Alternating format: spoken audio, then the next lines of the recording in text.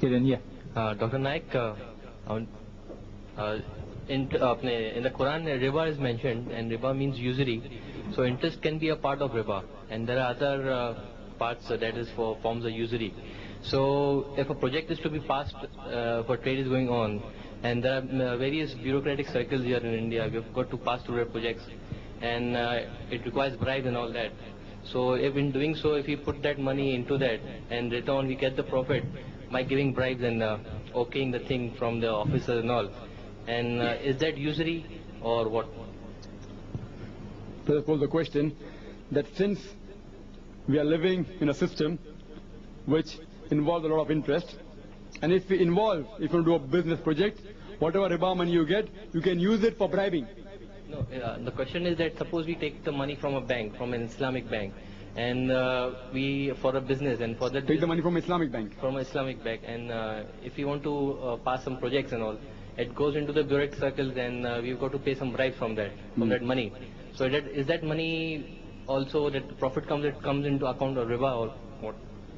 Is bribing allowed or not? In short, if whatever money you take from the bank, with that halal money from the bank, can you bribe? In short, can you account it? Yeah. I mean, suppose if I total make a profit 50,000 rupees, or a 50,000 rupees profit, I've given 5,000 rupees bribe. So can you say that instead of 50,000 profit, I've got 45,000 rupees profit? Correct? Instead of 50,000, 5,000 goes for bribe.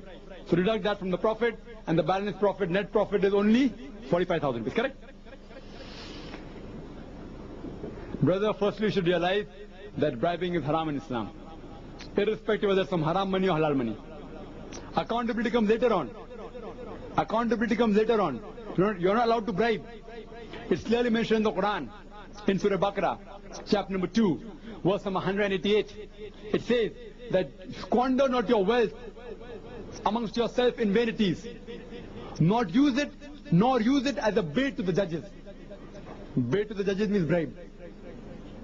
Do not use your wealth as a bait to the judges, so that you may eat up other people's property knowingly or unknowingly. You give a bribe so that you eat other people's property. It's haram in Islam. Quran prohibits it in Surah Baqarah, chapter number 2, verse number 188. And again, it says giving bribery is haram. You say, can I take bribery? Again refer to the hadith. It's clearly mentioned in the hadith of Ahmad that anyone who takes bribe, who gives bribe, and the middleman, all three are cursed by Allah subhanahu wa ta'ala. So bribing is haram. The question does not arise whether you can account for it or not. Islamically wise, you can't bribe. If you tell that Islamic banker, I'm going to bribe, he'll say, then don't take the money. In India they may allow you, I don't know. The Islamic Sharia, actual Sharia, if you say, I want to use that money for making an alcohol factory, it's haram. Alcohol is haram, you can't utilize that money for alcohol factory. If you say, I want to utilize the money for bribing, under the Islamic law, you can't use that money for bribing. Unknowingly do it, if you want to cheat them, fine, you can't cheat Allah subhanahu wa ta'ala. So bribing is haram, irrespective whether it's accountable or not, it's haram. Hope that answers the question.